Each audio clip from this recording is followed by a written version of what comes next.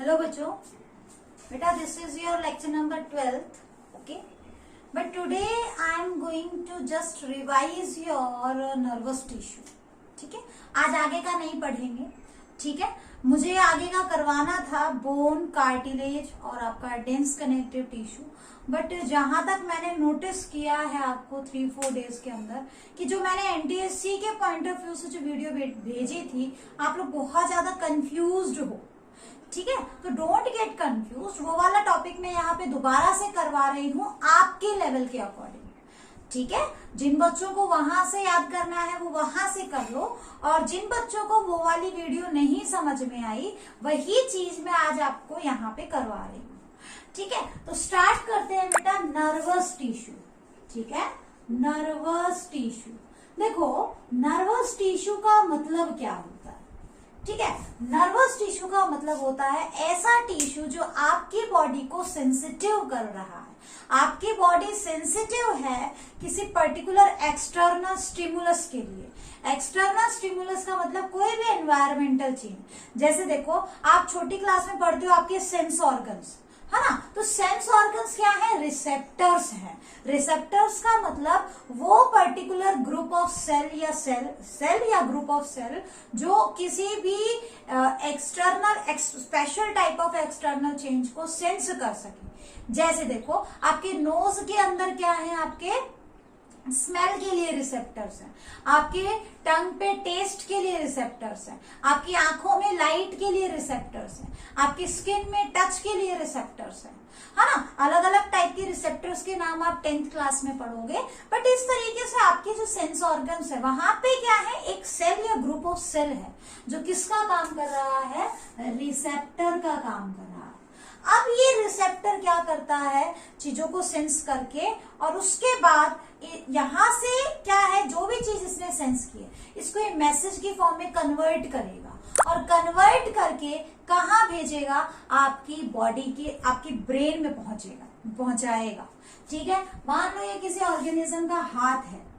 ठीक है, ये किसी पर्सन का हाथ है ऐसे करके, और ये मान लेते हैं उसका हेड रीजन है.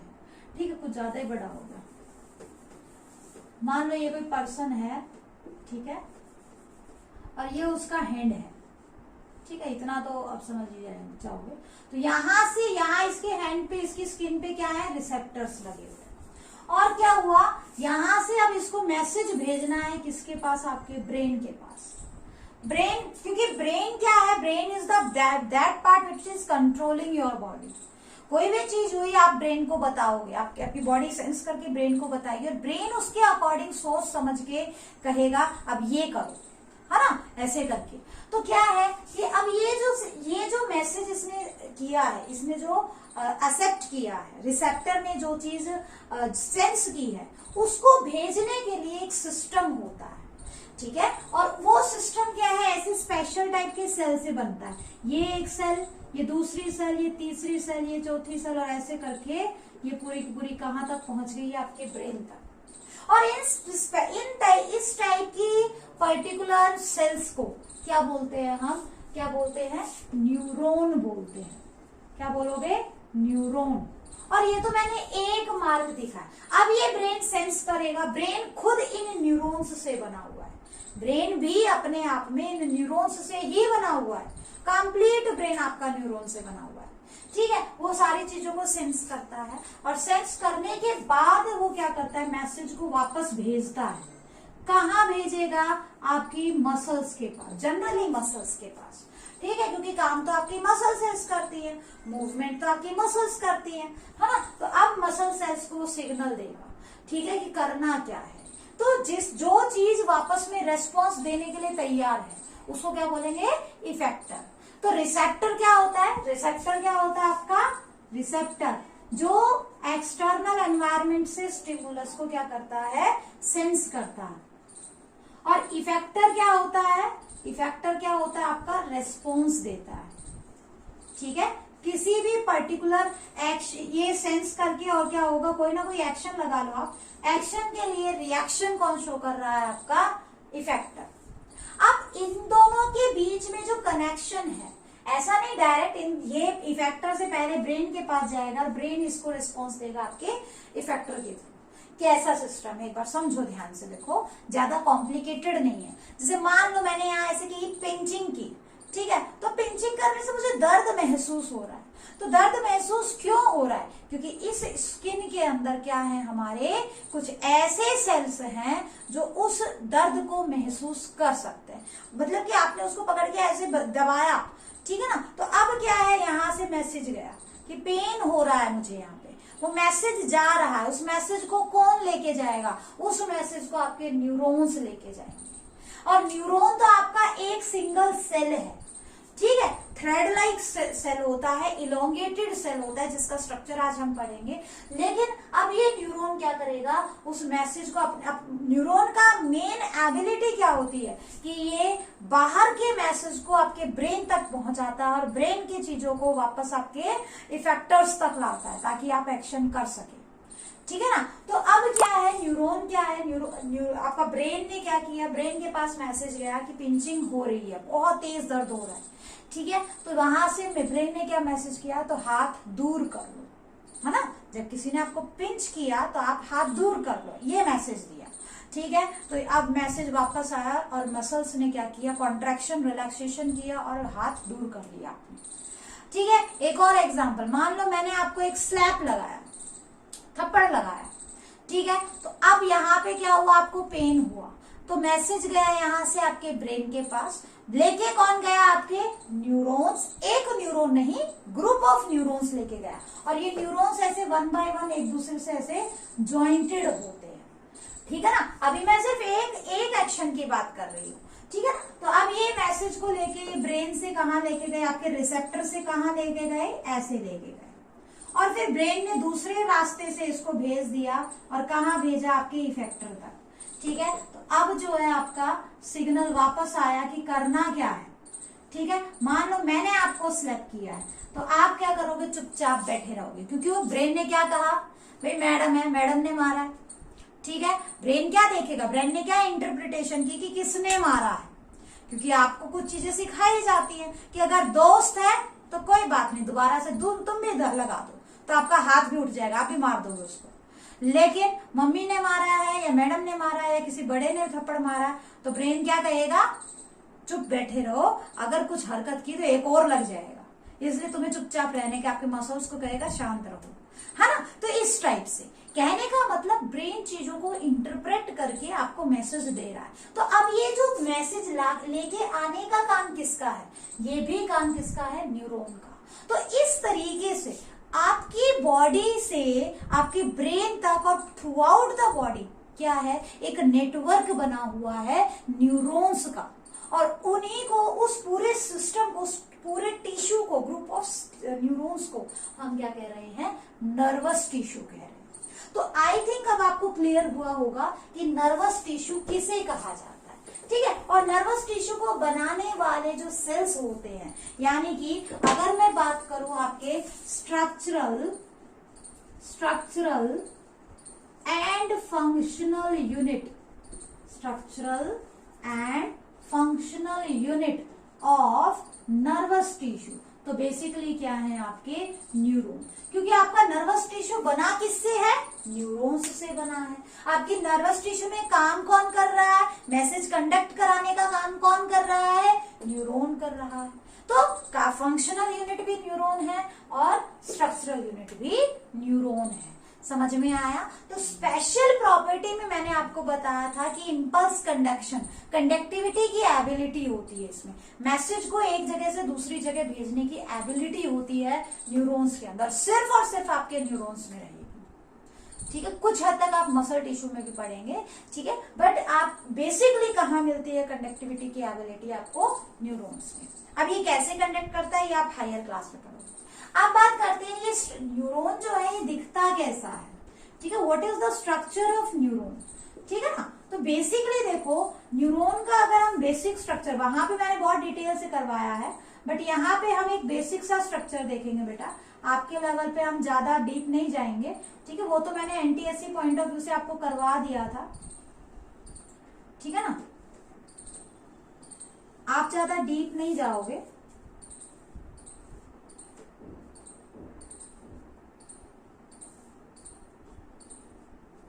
आपको ज्यादा डीप नहीं जाना है। अगर आप थोड़ा बहुत सिर्फ 9th के लेवल से पढ़ते, क्योंकि बहुत सारे बच्चे हमारे ऐसे भी हैं जिनको 90 80 में पार्ट नहीं करना है, और उनके लिए स्पेशली मैंने ये वीडियो बनाई है, क्योंकि जिनको समझ में आना था उनको तो वहां पे भी समझ में आ गया।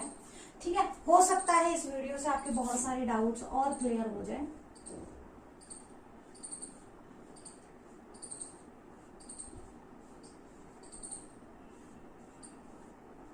कुछ इस तरीके से।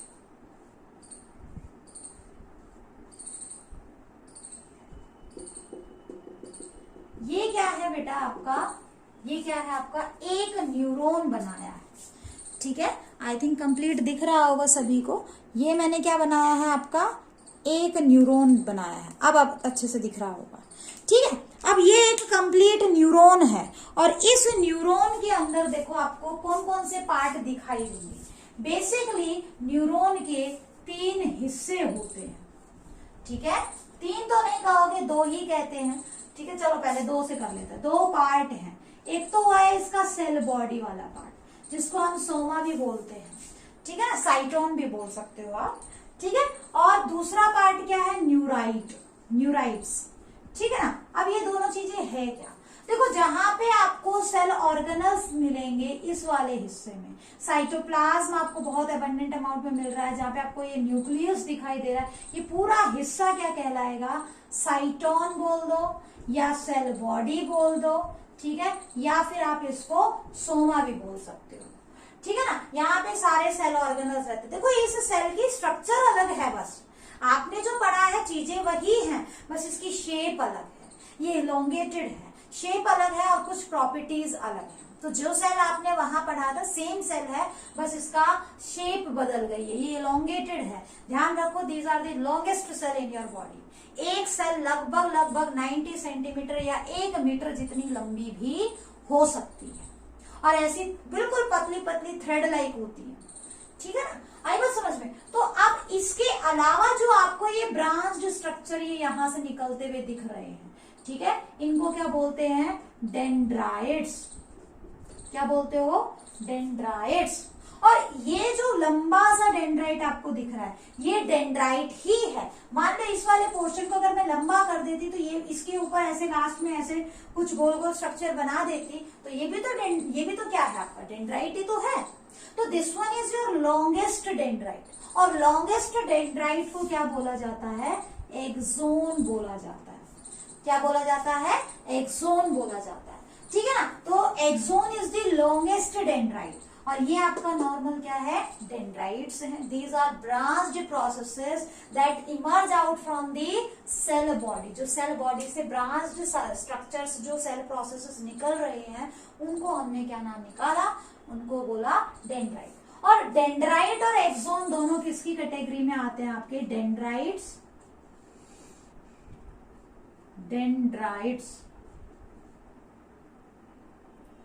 ठीक है, और आपके एक्सोन किसकी कैटेगरी में आते हैं, न्यूराइट्स। यानी न्यूराइट्स आपके ब्रांचिंग पार्ट हो गए, और सेल बॉडी आपका नॉर्मल पार्ट हो गया। ठीक है, अब देखो होता क्या है, देखो ये जो डेंड्राइट है, ठीक है, डेंड्राइट के अंदर क्या होता है, जैसे मान लो ये मैंने डेंड्राइट ये ऐसे करके मैंने ये डेंड्राइट को थोड़ा बड़ा करके बना दिया। डेंड्राइट की एबिलिटी क्या होती है कि इसके ऊपर ऐसे करके कुछ रिसेप्टर्स लगे होते हैं, जगह जगह पे ऐसे रिसेप्टर्स होते हैं। ठीक है, ये रिसेप्टर्स करते क्या है, ये रिसेप्टर्स आगे से कोई मैसेज आया हो, उस मैसेज को एक्सेप्ट करने के काम करते हैं। तो हर डेंड्राइट के पास क्या है, large number of receptors are present, जो कुछ केमिकल को क्या करते हैं, सेंसिटाइज करते हैं। ठीक है, क्या सेंसिटाइज करते हैं उसको हम आगे पढ़ेंगे। फिलहाल के लिए बस ये देखो कि मैसेज को एक्सेप्ट करने का काम किसका होगा, डेंड्राइट का। तो डेंड्राइट आर ब्रांच्ड प्रोसेसेस, ठीक है, which directly emerge from cell body, and they are just receiving the message in the form of nerve impulse. ठीक है, मैसेज को रिसीव कर रहे हैं, कब, किससे रिसीव करेंगे, या तो डायरेक्ट किसी रिसेप्टर से रिसीव करेंगे, या हो सकता है किसी दूसरे न्यूरॉन के एक्सोन से करें।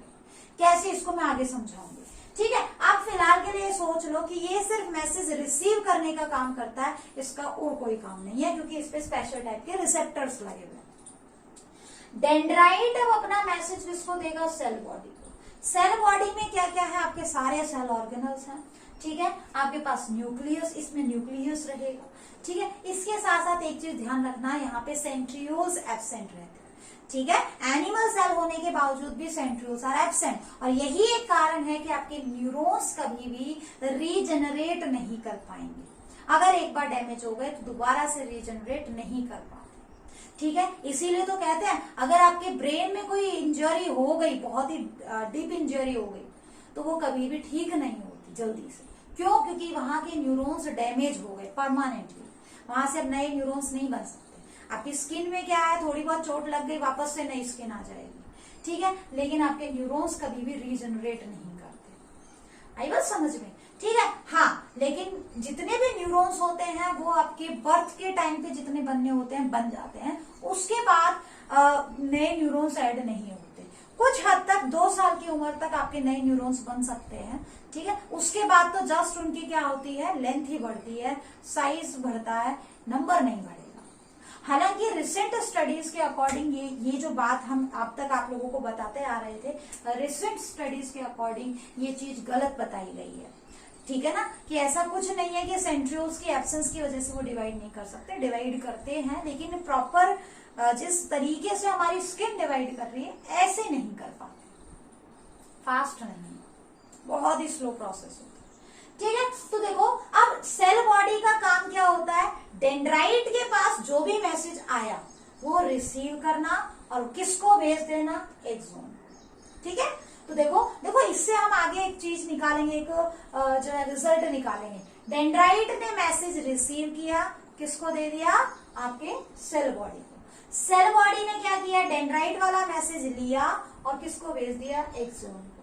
एक्सोन के थ्रू अब वो मैसेज जाएगा और यहाँ लास्ट तक पहुंच जाएगा। इनको टर्मिनल अर्बोराइजेशन कहते हैं, और जो लास्ट में आपको बल्ब लाइक छोटे छोटे स्ट्रक्चर मिल रहे हैं, इनको बोलते हैं साइनेप्टिक नॉब कहा जाएगा। क्या बोलोगे, साइनेप्टिक नॉब। क्यों बनते हैं वो आगे डिस्कस करते हैं, ठीक है ना। अब वो सारा का सारा मैसेज कहाँ आ गया, एक्सोन के पास।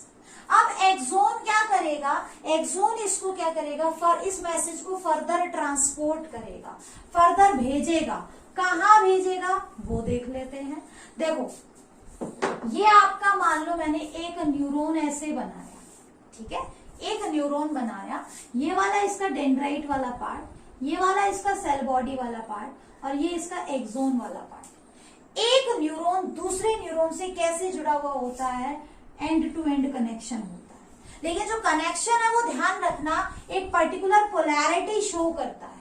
पोलैरिटी क्या, अब यहाँ पे दूसरे न्यूरॉन का हमेशा डेंड्राइट आएगा, यहाँ पे उसकी सेल बॉडी, यहाँ उसका फिर एक्सोन, फिर तीसरा न्यूरॉन, ठीक है, dendrite cell body axon, dendrite cell body axon, ऐसे करके ये जुड़े हुए होते हैं, ठीक है ना। तो डेंड्राइट क्या कर रहा है, मैंने क्या बताया था कि मैसेज रिसीव करता है या तो उससे पहले वाले एक्सोन से, या हो सकता है अगर ये पहले वाला क्या है आपका न्यूरॉन है, तो फिर ये कहां से रिसीव कर रहा है, रिसेप्टर्स डायरेक्ट, ठीक है। तो डेंड्राइट का काम मैसेज रिसीव करके सेल बॉडी को देना, सेल बॉडी का काम मैसेज रिसीव करके आपके एक्सोन को देना, और एक्सोन का काम मैसेज को फर्दर ट्रांसमिट कर देना नेक्स्ट न्यूरॉन के पास, या हो सकता है डायरेक्ट, क्योंकि अगर लास्ट वाला ब्रेन के सबसे लास्ट वाला होगा तो ब्रेन के पास, ऐसे करके, ठीक है। तो इस तरीके से क्या है, अब देखो होता क्या है कि ये क्या बनाया हमने, नेटवर्क बनाया, ठीक है। अब एक चीज नोटिस करो कि मैंने जो ये तो हो गया सेल स्ट्रक्चर की बात, जब भी आए तो इतना ही याद रखोगे। एक चीज और ध्यान में रखो, अब ये जो न्यूरॉन, ये तो न्यूरॉन का स्ट्रक्चर हमने पढ़ा है, फंक्शनिंग हम थोड़ी देर बाद में करते हैं। तो देखो ये जो न्यूरॉन का स्ट्रक्चर है, न्यूरॉन भी 2 टाइप के आपको देखने को मिलेंगे। कैसे, ये जो मैंने सिंपल सा न्यूरॉन बनाया है इसको बोलते हैं नॉन माइलिनेटेड न्यूरॉन। अब ये न्यूरॉन इस टाइप का कैसे आया, ये जो बनाया है दैट इज नॉन माइलिनेटेड, ठीक है। एक्चुअल में क्या होता है, कुछ न्यूरॉन्स के अंदर, कुछ न्यूरॉन्स में क्या होता है, ऐसे इसके ऊपर ऐसे करके क्या है, स्पेशल कोटिंग आ जाती है। कोटिंग तो नहीं कहेंगे, एक जो है स्क्वान सेल्स जो है इसको घेर लेते हैं, ठीक है, आगे पढ़ोगे, और माइलिन शीथ की फॉर्मेशन हो जाती है। ठीक है, माइलिन क्या है, आपका एक ऐसा कंपाउंड है माइलिन जो नर्व इंपल्स की कंडक्शन नहीं करने देगा। ठीक है, नर्व इंपल्स की जहां जहां ये माइलिन शीथ प्रेजेंट है, जहां जहां ये, इसको क्या बोलते हैं हम, दिस इज माइलिन शीथ। क्या है ये, माइलिन शीथ बनाई है मैंने। ठीक है ना, ये जो रेड कलर से आपको दिखाया है, this one is myelin sheath. Myelin का मतलब क्या होता है, एक ऐसा कंपाउंड है ये जिसमें फैटी एसिड वगैरह होती है, और जहां जहां ये होगा, ठीक है, जहां जहां ये होगा वहां वहां क्या प्रेजेंट नहीं होता, वहां वहां नर्व इंपल्स की कंडक्शन नहीं होती। ठीक है ना, तो यहाँ पे आपके स्क्वान सेल्स रहेंगे ऐसे करके, जिनका अपना फर्दर न्यूक्लियस रहेगा। स्क्वान सेल्स की फोल्डिंग से ही क्या बन जाती है, माइलिन शीथ की फॉर्मेशन होती है। वो आप हायर क्लास में पढ़ोगे। आप फिलहाल के लिए देख लो, ये जो कवरिंग मैंने बनाई है जगह जगह पे, इसको बोलते हैं माइलिन शीथ। शीथ मतलब कवरिंग, माइलिन मान लो एक केमिकल, जहां जहां माइलिन शीथ प्रेजेंट है वहां वहां नर्व इंपल्स की कंडक्शन नहीं होगी। जो मैसेज आ रहा था ये मैसेज ऐसे नहीं जाएगा। तो जो नॉर्मल हमने देखा था वो मैसेज पूरा ट्रांसफर हो रहा था। ठीक है ना, अब जहां जहां आपकी माइलिन शीथ एब्सेंट है, जिस जिस जगह पे माइलिन शीथ एब्सेंट है, जैसे इस जगह पे, ठीक है, जैसे कि इस जगह पे, इस जगह पे, इस जगह पे, जहां जहां माइलिन शीथ एब्सेंट है उसको बोलते हैं node of Ranvier. Node of Ranvier. ठीक है, आई बात समझ में। तो देखो बेसिकली ये क्या है आपका, अगर आपके न्यूरॉन में इस टाइप से माइलिन शीथ अवेलेबल है, ठीक है, तो उसको क्या बोलते हैं हम, या तो बोलोगे माइलिनेटेड या फिर क्या बोलोगे, मेडुलेटेड। Myelinated, myelinated neuron. तो आपके पास माइलिन शीथ की प्रेजेंस और एब्सेंस के बेस पे दो टाइप के न्यूरॉन आए, माइलिनेटेड, नॉन माइलिनेटेड। अब क्या होता है, जहां माइलिन शीथ होती है, ठीक है ना, तो इसकी जो अपीयरेंस है वो थोड़ी सी व्हाइटिश सी अपीयरेंस आती है। लेकिन अगर माइलिन शीथ एब्सेंट है, ठीक है, तो ये क्या हो जाता है, ग्रेइश सी अपीयरेंस देते हैं। ठीक है ना, आई बात समझ में। तो कई बार ये जो फ्रेश फॉर्म में ये कैसे दिखाई देता है, व्हाइट कलर के फाइबर्स की फॉर्म में दिखाई देते हैं। ठीक है, तो इनको जो है हम व्हाइट फाइबर्स की फॉर्म में भी जानते हैं। मतलब व्हाइट फाइबर तो नहीं करोगे आप, कहीं कनेक्टिव से कनेक्ट कर दो इसको। बस यूं समझ लो कि इनका जो लुक होता है ये व्हाइटिश होता है, इनका जो लुक होता है वो ग्रेइश लुक होता है। बस इतना याद रखो। आगे चल के जब हायर क्लास में पढ़ोगे तो आप व्हाइट मैटर, ग्रे मैटर ऐसे करके पढ़ोगे। व्हाइट मैटर का मतलब ऐसा पर्टिकुलर पार्ट जहां पे माइलिनेटेड न्यूरॉन्स की अबंडेंस हो। ठीक है, और नॉन माइलिनेटेड अगर बहुत ज्यादा अमाउंट में है तो वो हिस्सा थोड़ा सा ग्रेइश सा दिखाई देगा। ठीक है ना, तो उसको बोल देंगे ग्रे मैटर। आई बात समझ में। तो इस चीज को आप हायर क्लास में पढ़ोगे। फिलहाल के लिए बाई चांस पूछ ले, और अगर भूल जाओ कौन सा व्हाइट होता है तो एम को डब्ल्यू बना दो। ठीक है, याद रखना, एम को अगर हम डब्ल्यू कर दे तो व्हाइट बन जाता है, तो इसलिए इनका कलर व्हाइटिश होगा और इनका कलर ग्रेइश होगा। ऐसे याद करने की एक ट्रिक है ये। ठीक है ना, तो this one is structure of neuron. अब देखो, अगर हमारा न्यूरॉन सिंपल नॉन माइलिनेटेड है तो नर्व इंपल्स पूरा पाथवे कवर करके जा रही है। ठीक है, लेकिन अगर मैं आप देखो, एक तो तरीका क्या मैं कहूँ आपको, एक पॉइंट से दूसरे पॉइंट पहुंचना और आप चल के कंप्लीट जा रहे हो, और एक क्या है कि मैंने आपको कहा कि भाई चल के नहीं जाना है, आपको क्या करना है, आपको कुछ कुछ जगह पे ही टच करना है। ठीक है ना, मतलब आपको अपने पाँव से बहुत तो आप धीरे धीरे ऐसे चल के जा रहे हो, छोटे छोटे स्टेप्स लेके जा रहे हो, और एक आप क्या करो, बहुत लंबे लंबे स्टेप्स ले रहे हो, बहुत लंबे लंबे, कहीं कहीं पे पैर टेक रहे हो। ठीक है ना, तो इस टाइप से जहां देखो, ऑब्वियसली जहां जहां माइलिन शीथ है वहां वहां नर्व इंपल्स की कंडक्शन नहीं होगी। ठीक है ना, तो इसका मतलब यहाँ से मैसेज आया और वह मैसेज आपके यहाँ पे जंप करेगा, क्योंकि यहाँ से तो कंडक्ट होगा ही। फिर यहाँ से जंप करेगा यहाँ पे, यहाँ से जंप करेगा यहाँ पे, और यहाँ से जंप करेगा यहाँ पे, और फिर ऐसे कंडक्ट होगा। आई बात समझ में। तो देखो ऑब्वियसली आपको पता है, अगर आप कैसे जा रहे हो, अगर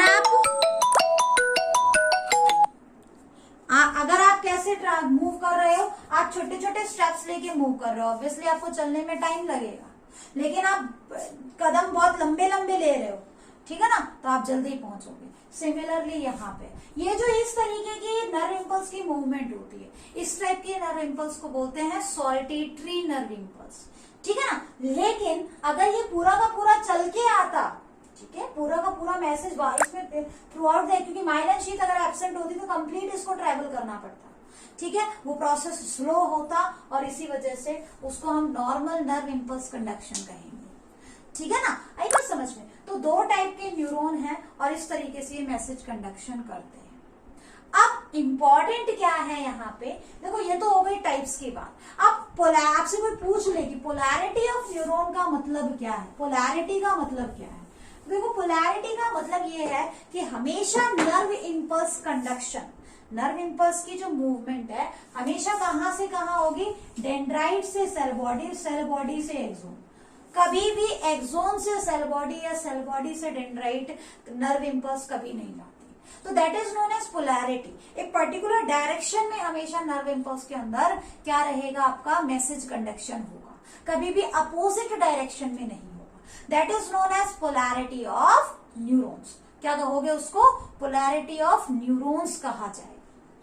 समझ में आया, ठीक है ना। तो बेटा आपके लेवल पे इतना ही दिया है, आगे चल के 10th क्लास में हम जो है इन न्यूरॉन्स के फाइबर्स की बात करते हैं, ठीक है, किस टाइप से आपका कुछ ऐसे होते हैं जो नर्व इम्पल्स को ब्रेन तक लेके जाते हैं, सेंसरी न्यूरॉन्स बोल देते हैं, कुछ मैसेज को ब्रेन से वापस लेकर आ रहे हैं, मोटर न्यूरॉन बोल देते हैं, कुछ आपके सेंसरी और मोटर दोनों को ज्वाइन करते हैं आपके ब्रेन में, रिले न्यूरॉन्स बोल देते हैं, ठीक है ना। तो वो सब आप हायर क्लास में पढ़ोगे।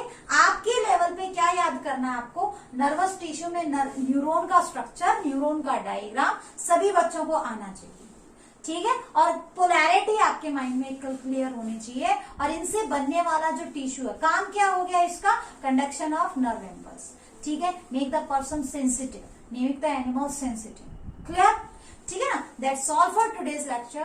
Thank you.